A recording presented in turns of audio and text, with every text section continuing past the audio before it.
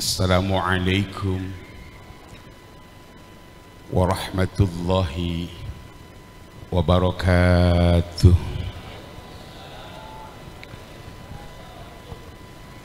Udah jam 10:30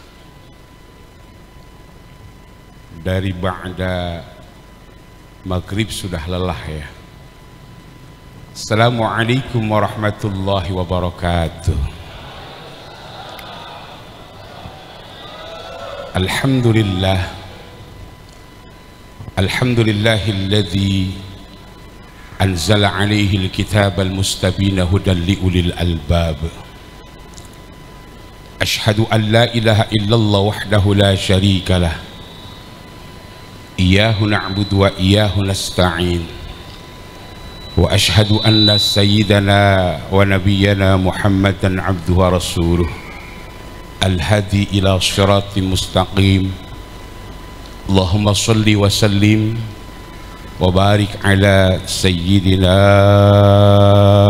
Muhammad wa ala alihi wa ashabihi wa man tabi'ahu bi ihsani ila yaumil qiyamah. La hawla wa la quwwata illa billahil aliyil azim. Amma ba'd. Hadratal mukarram wal muhtaram, para masyayikh, para asatid, para hujjaj, dan para tokoh masyarakat, wabil khusus yang sama-sama kita hormati dan kita muliakan guru kita yang mulia Al-Walid Abuya Ayahanda Kiai Haji Mir Al-Syamsuri, guru kita Al-Walid Abuya Kiai Haji Zainal Abidin selaku sahibul bait. Juga alhamdulillah hadir di tengah-tengah kita yang punya wilayah Kota Bekasi, beliau Kang Mas Haji Abdul Haris Bobiho. Iringan doa untuk beliau, mudah-mudahan Allah terus panjangkan umurnya dalam keadaan sehat walafiat. Kang Mas Rizky Topanando dan para pengurus yang lainnya, para panitia, segenap hadirin wal hadirah jamaah haul akbar dan peringatan nuzul Quran yang mudah-mudahan kumpul kita duduk bersimpul di tempat ini akan selalu mendapatkan keberkahan, ridha dan lindungan di hadapan Allah Subhanahu wa taala. Hadirin, malam hari ini alhamdulillah tanpa terasa kita sudah berada di malam yang ke-17. 16 hari Ramadan sudah kita lewati. Perasaan kita itu baru kemarin loh melaksanakan ibadah puasa, tahu-tahu udah lewat 16 hari. Perasaan kita baru kemarin melaksanakan sholat sunnah taraweh, malam ini udah 17 kali taraweh yang taraweh. Ini berarti waktu Ramadan sudah semakin dekat untuk kita tinggalkan. Beberapa hari yang lalu, Kota Bekasi yang kita cintai di bawah pimpinan Kang Mas Haji Tri, Kang Mas Haji Abdul Harif, diberikan musibah yang luar biasa. Dan musibah ini bukan hanya Kota Bekasi, tapi berbagai macam kota. Bahkan di Kota Bekasi masuk rekor dunia. Masuk rekor dunia banjir. Loh, mengapa masuk rekor dunia? Bagaimana tidak? Di tahun 2025 ini banjir di Kota Bekasi sampai ke bulan-bulan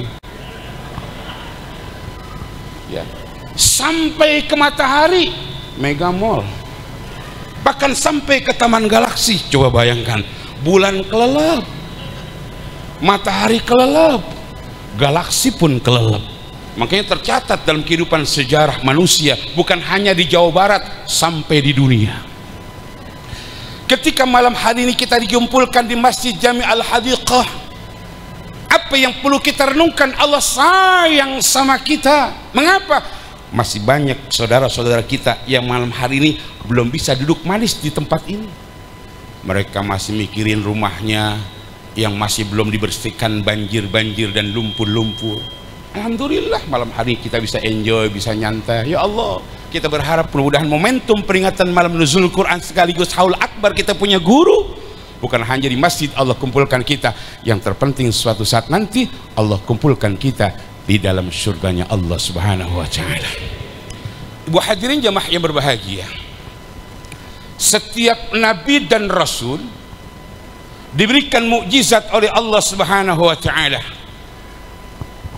Nabi Isa contohnya diberikan mukjizat oleh Allah, bisa dan mampu menghidupkan orang yang sudah dalam kondisi meninggal dunia, bisa menyembuhkan orang yang punya sakit mata yang matanya sudah permanen nggak bisa ngelihat. Tapi itu berlaku di saat masih ada Nabi Musa, Nabi Isa. Nabi Musa Allah berikan mukjizat dengan tongkat yang begitu hebatnya, mampu membelah Laut Merah, bahkan itu tongkat bisa berubah menjadi ular yang besar. Itu hanya terjadi di saat masih ada beliau Nabiullah Musa. Bagaimana dengan beliau baginda Rasulullah sallallahu alaihi wasallam? Allah pun memberikan mukjizat kepada baginda Rasul begitu banyaknya. Apa di antaranya yang masyhur sampai saat sekarang ini? Ketika ada seorang raja yang datang dari negeri Yaman, namanya Hubaib bin Malik. Ini raja sengaja diundang oleh tokoh-tokoh kafir Quraisy. Ada Abu Jahal, Abu Lahab, Abul Aswad, Abul Bukhturi, dan abu-abu yang lainnya, termasuk Abu Gosok yang sering gosok-gosokin orang biar hasut dan sebagainya. Sengaja diundang oleh tokoh-tokoh kafir Quraisy. Apa tujuannya? Ingin menjatuhkan beliau baginda Rasulullah sallallahu alaihi wasallam. Tapi yang terjadi di luar prediksi mereka. Harapan mereka biar Rasulullah jatuh, biar Rasulullah tidak ada pengikutnya, bahkan yang sudah beriman hilang keimanannya, yang sudah masuk Islam keluar dari Islamnya. Tapi ketika seorang raja yang bernama Hubaib bin Malik membawa pasukan yang begitu hebatnya, ketika di hadapan baginda Rasulullah sallallahu alaihi wasallam bertanya, apakah engkau yang Nabi Muhammad? Kata baginda Rasulullah, iya.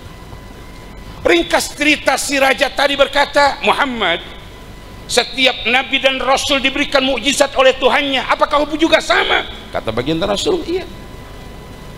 Bisakah kau memberikan mukjizat kepada saya, menunjukkan kepada saya? Kata Hubaib bin Malik, kata Rasulullah, biiznillah, dengan izin Allah. Apa yang diminta?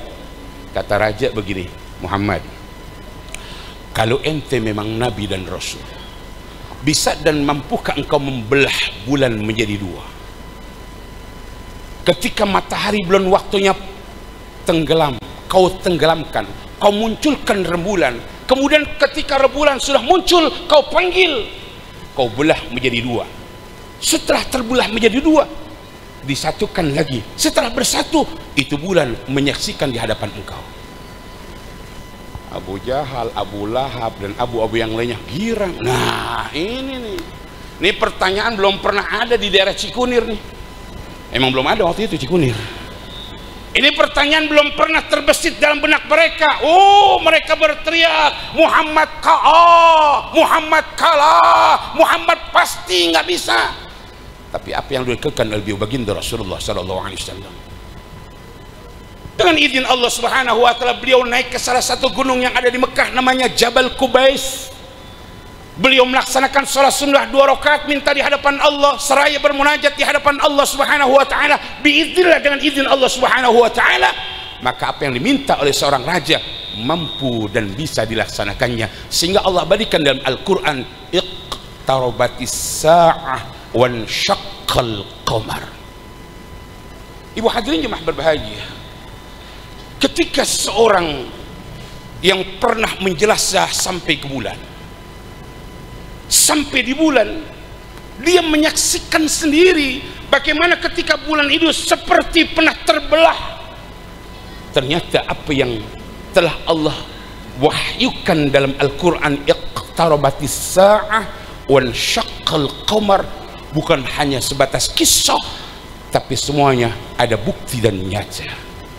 Ibu hadirin jemaah berbahagia, bahkan ada sejarah yang ketika jauh dari tempat kita, kalau tidak salah waktu itu di daerah Cina atau apa, mereka menemukan bangunan yang ketika bangunan itu mereka gali, ketika mereka gali menemukan itu bangunan tertulis, bangunan ini dibuat di saat bulan terbelah menjadi dua.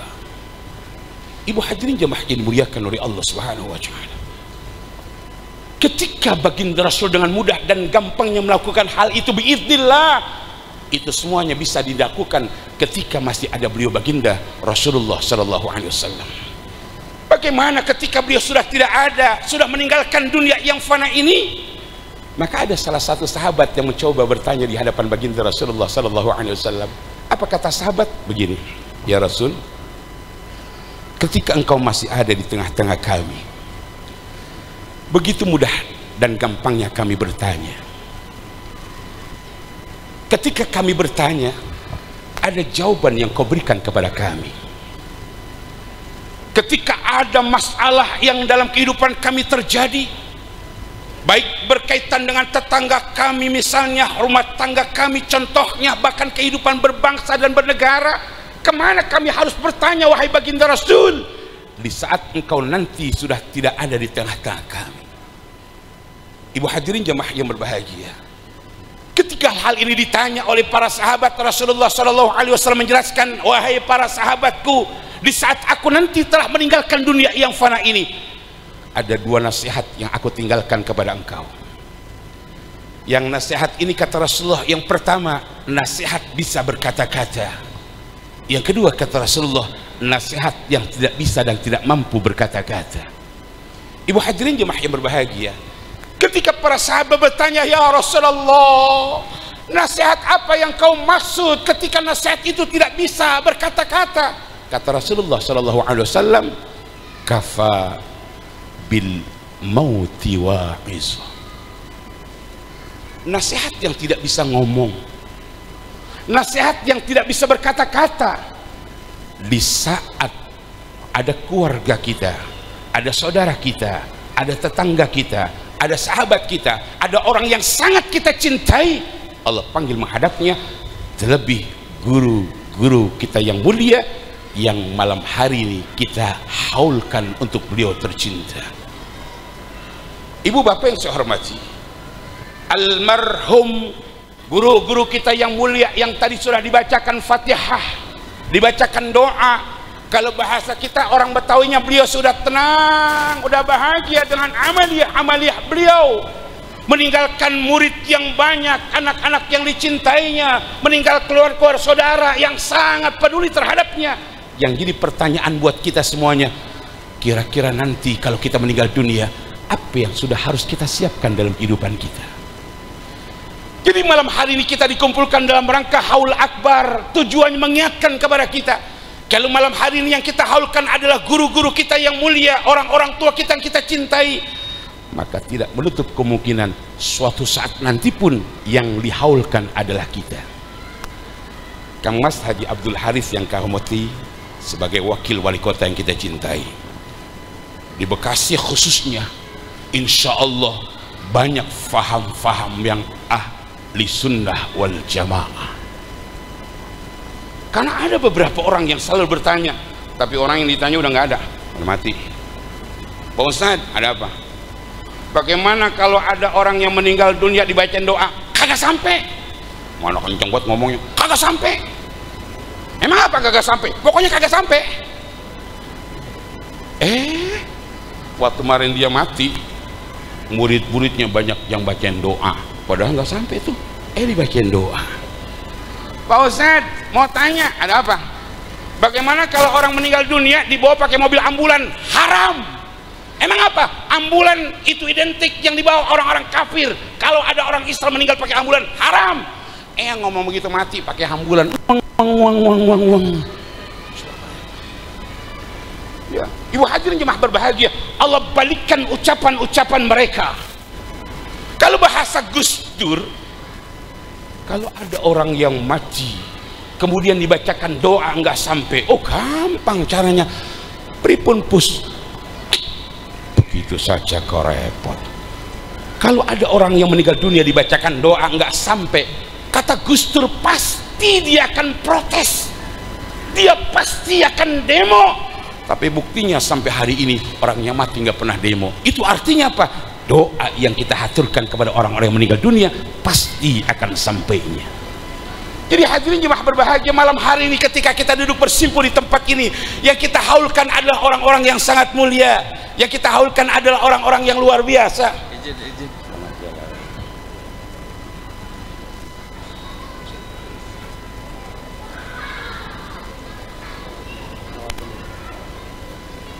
Aman dah.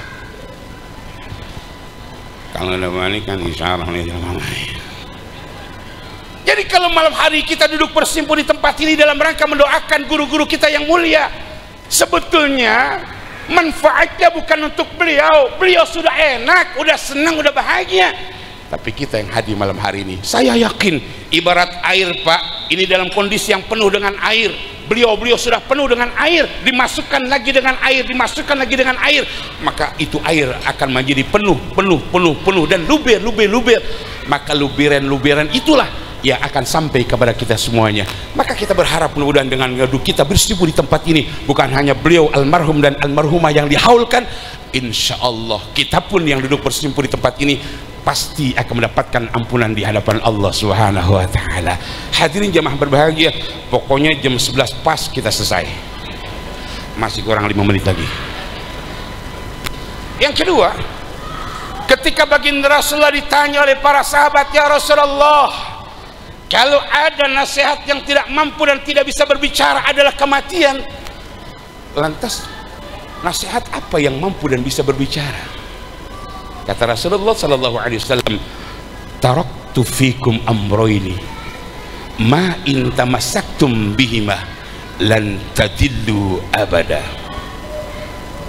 Nasihat yang bisa dan mampu berbicara tidak lain tidak bukan adalah yang malam hari ini kita peringati, yang namanya malam nuzulul Quran. Ibu bapak, ini malam sudah malam ke-17. Jujur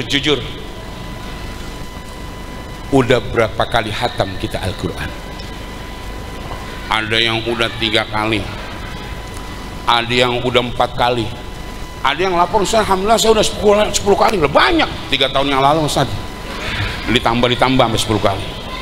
Ada yang baru 10 juz, ada yang baru 5 juz, ada yang baru 1 juz. Kata guru-guru kita, yang bahayanya tiap hari nggak baca Quran tapi ngejus mangga, ngejus melon. Mukjizat yang Allah turunkan kepada beliau baginda Rasul, yang sampai kapanpun tidak pernah akan sirna dalam kehidupan manusia, yang sampai kapanpun tidak pernah akan bisa dipalsukan oleh siapapun, cuman Al-Quranul Karim. Banyak orang-orang non-Islam mencoba ingin menambah yang namanya huruf Al-Quran, tapi mereka tidak sanggup. Banyak di antara mereka yang mencoba mengurangi huruf Al-Quran, tapi ketahuan. Contoh, kan setiap malam Jumat kita selalu baca Bismillahirrahmanirrahim, Yasin. Dia rubah huruf ya-nya jadi ba. Bismillahirrahmanirrahim, Basir. Ketahuan. Ibu hadirin jemaah yang dimuliakan oleh Allah Subhanahu wa taala. Malam hari ini kita dikumpulkan di Masjid Jami Al-Hadiqah dalam rangka haul akbar sekaligus tawakufan sementara himpunan majlis ta'lim yang diasuh oleh guru kita Al-Walid Abuya Ayahanda Kiai Haji Zainal Abidin. Sebagai wujud rasa cinta kita kepada guru-guru kita yang mulia, pengajian yang sudah kita laksanakan setiap saat di bulan suci Ramadan. Mengapa semua pengajian ditawakufkan? Tujuannya biar kita bisa konsentrasi untuk mendekatkan diri kita kepada Allah Subhanahu wa taala. Jadi ketika malam hari ini kita duduk bersimpul di tempat ini, Al-Quran yang merupakan mujizat yang terbesar yang Allah berikan kepada beliau baginda Rasul, dan sampai kapanpun masih terjaga keasliannya, maka kita harus bangga. Mengapa kita harus bangga? Karena Allah masih memberikan kesempatan kepada kita, di rumah kita punya Quran masing-masing. Ibu hadirin jemaah berbahagia, cuman memang baca Quran itu berat. Ujian yang paling berat kalau baca Quran itu ketika masih ada alat komunikasi yang namanya HP, itu ujian berat. Sebelah kanannya megang Quran, sebelah kirinya ada Bismillahirrahmanirrahim, Alif Lam Mim. Ini WA masuk dalam hati, buka jangan. Buka, jangan. Nggak dibuka, takut penting. Karena udah biasa, walaupun tangan kanannya pegang Quran, ini tangan kirinya, walaupun kagak lihat, itu HP kebuka, dipencet, yang ngirim WA bestinya. Kata anak-anak Marawis, emak-emak di belakang, kan sekarang udah emak-emak milenial tuh, iya, temen yang ada di jauh ngirim WA pakai bahasa gaul, LG, NGPN, lagi ngapain? Udah kebuka nih. Ini kalau kebuka kagak dibales, marah nih. Ya, walaupun kagak ngeliat tuh yang namanya WA-nya, nggak ngeliat yang namanya tulisannya, nggak ngeliat HP-nya, karena udah biasa nih tangan balas bisa. LG BC Al-Quran, lagi baca Quran, dibalas lagi RJN-nya, rajin nih ya. Ya. Grup yang lain kirim lagi, balas lagi, kirim lagi, balas lagi, kirim lagi, balas lagi, nggak terasa balasin WA udah setengah jam, Quran masih sebelah kanan. Pas ngeliat Quran, ini alif apa kha ini ya, ini ba apa ta nih ya. Kata guru-guru di Masjid Jami Al-Hadiqah dan pengajian rutin yang dilaksanakan oleh guru kita keliling kumpulan majlis taklim, baca Quran salah hukumnya dosa ketimbang dosa. Sadaqallahul azim. Ya. Maka tidak salah ketika sudah 17 hari kita lewati, 16 hari Ramadan kita jalankan, di antara kita masih banyak yang belum menghatamkan Al-Quran. Mengapa? Karena konsentrasi kita baca Quran masih belum khusyuk. Maka dari itu hadirin jemaah yang dimuliakan oleh Allah Subhanahu wa taala, malam hari ini kita akan mencoba merenung bagaimana Allah sayang sama mereka yang selalu baca Al-Quran. Bagaimana mereka sayang ketika mereka selalu tidak pernah lepas dari bacaan Quran. Dan ini cerita selalu disampaikan oleh guru-guru kita, hanya memantapkan buat kita biar jangan sampai untuk lupa membaca Al-Quran. Ada dalam kitab namanya kitab Karamatul Awliya yang dikarang oleh Asy-Syaikh Al-Alim Al-Alama Sayyid Muhammad Ali Al-Maliki Al-Hasani. Diceritakan dalam kitab ini, dan saya yakin kita semuanya sering mendengar cerita ini buat membangkitkan semangat kita. Dulu di daerah Turki, tahu Turki? Samping Cikunir, ada orang tua yang tiap waktu tidak pernah lupa baca Quran, tiap hari baca Quran, tiap hari baca Quran. Ketika usianya bertambah, maka penglihatannya pun pasti berkurang. Wa man nu'ammirhu nunakkishu fil khalq afala yaqilun. Ketika aku tambahkan usianya, ketika aku tambahkan umurnya, pasti akan aku kurangi dalam seluruh anggota tubuhnya. Waktu masih muda, ngelihat 10 meter jelas. Udah tua, 1 meter udah nggak kelihatan. Waktu masih muda, bawa apa aja bisa, 1 kilo, 2 kilo, 10 kilo, 20 kilo, mampu. Udah tua, 1 kilo aja ngap-ngapan. Waktu masih muda berjalan kemana aja mampu dan bisa, datang ke majlis taklim sono, ngaji di masjid ini sono. Tapi ketika udah tua susah. Ini orang tua nih punya inisiatif nih. Nah, dipanggil anaknya, tong sini tong. Ngapa mbak? Ini kayaknya babak kalau lama-lama baca Quran ini nih, ini lama-lama nggak ngeliat nih tong. Terus ngapa mbak? Nah gini deh, ini bahasa orang Betawi. Lu besok ke pasar, cariin kertas yang bagus sama pulpen yang cakep. Bapak mau belajar lagi? Bukan. Ini Quran yang selama ini bapak baca, bapak tulis. Bapak baca, bapak tulis dengan tulisan bapak. Ntar kalau ini udah selesai, Qurannya pakai Quran yang bapak tulis biar ada jelas. Lambat laun pelan-pelan hatam. Bener tuh ya, Quran yang selama ini dibaca udah nggak mulai kelihatan tuh, akhirnya dipakai tulisan Quran yang pakai tangannya. Ringkas cerita pak, di saat nih orang tuanya akan meninggal dunia, kasih wasiat sama anaknya, tong nggak apa-apa, pokoknya kalau nanti babak mati, ini Quran tulisan babak tolong masukin ke dalam kubur di samping jenazah babak. Kata anaknya, baik mbak.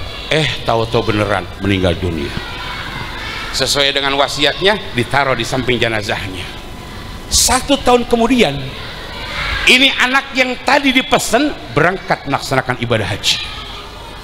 Sampai di Madinah melaksanakan sholat, selesai sholat ziarah ke makam baginda Rasulullah, kemudian ke Raudhah, kemudian ke makam Baqi. Sambil menunggu waktu, jalan-jalan, ngeliat dah ada toko-toko buku.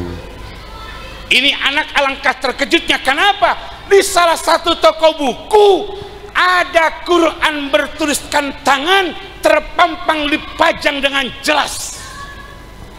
Itu anak dalam hati ngomong begini, "Lah, ini kayak tulisan Baba ini.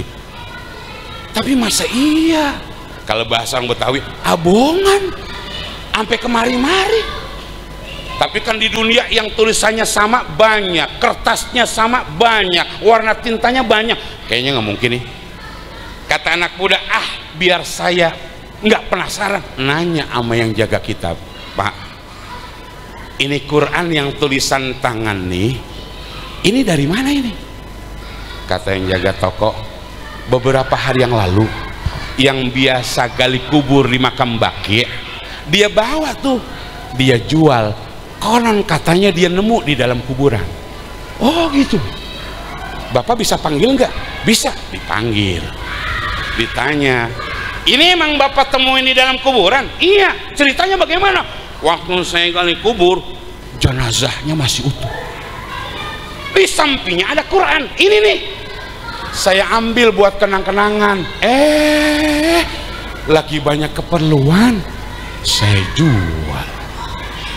Kata anak muda tadi, "Kira-kira Bapak masih ingat nggak kuburannya?" "Masih." "Bisa kasih tahu?" "Bisa." Berangkat ke makam Baqi. "Yang mana?" "Nih, yang ini nih." "Mohon maaf Pak, Bapak bisa gali nggak nih kuburan?" "Yang gali pan tanda tanya. Kalau kita sih bukan tanda tanya, gua gali kuburan ya." "Wani piro? Berani berapa duit kali itu?" "Enggak Pak, masalahnya ini Quran persis kayak Quran tulisan ayah saya. Tapi kan ayah saya jauh makamnya di Turki. Cuma saya pastiin aja apa benar itu yang di dalam itu orang tua saya." Ringkas cerita, ketika digali, ya Allah, benar itu yang ada di dalam adalah makam orang tuanya. Hadirin, apakah itu bisa terjadi? Bisa. Hal yang mustahil bagi manusia tidak pernah mustahil bagi Allah. Makanya kata Sayyid Muhammad Alwi Al-Maliki, "Al-mar'u ma'aman ahabba." Seseorang nanti akan dikumpulkan bersama orang yang dicintainya. Kalau malam hari kita duduk bersimpul di Masjid Jami Al-Hadiqah dalam rangka haul akbar sekaligus tawakulan sementara hamas, kita cinta sama guru-guru kita, kita sayang sama guru-guru kita, insya Allah kita pun nanti akan dikumpulkan sama guru-guru kita di dalam surganya Allah Subhanahu wa Ta'ala. Ibu hadirin yang berbahagia, ternyata ketika anak muda tadi menyaksikan yang ada di dalam kubur, tidak lain tidak bukan itu adalah jasad orang tua kandungnya. Ibu bapak, Turki Madinah, Yaman Madinah, Turki Madinah, itu jaraknya sekitar 2150 km jauh. Kok bisa begitu? Kehendak Allah. Di antara kita ngomong, waduh, jangan-jangan bapak saya nih yang kuburannya di samping udah nggak ada, jangan-jangan pindah ke Madinah nih. Kalau makam orang tua kita yang ada di samping rumah bukan pindah ke Madinah, emang kita pindahin ke makam umum. Apa sebabnya? Kita musyawarah, Baba udah nggak ada nih, Nya udah nggak ada nih, kan lumayan kuburan 100 meter tuh, emang dasar Baba udah nggak ada, kita pindahin ke umum. Buat apa ntar? Nanti kita bagi-bagi buat kontrakan. Nah, gitu masalahnya. Jadi orang tua kita bukan pindah, emang kita pindahin. Tapi mohon maaf, itu bukan jamaah yang duduk bersimpul di tempat ini. Ini yang saya sampaikan, yang mindahin kuburan babanya ke tempat umum karena pengen jual tanahnya adalah jamaah yang tinggal di Inggris, di Perancis, di Jerman. Tapi malam hari ini informasinya banyak kumpul di Masjid Jami Al-Hadiqah.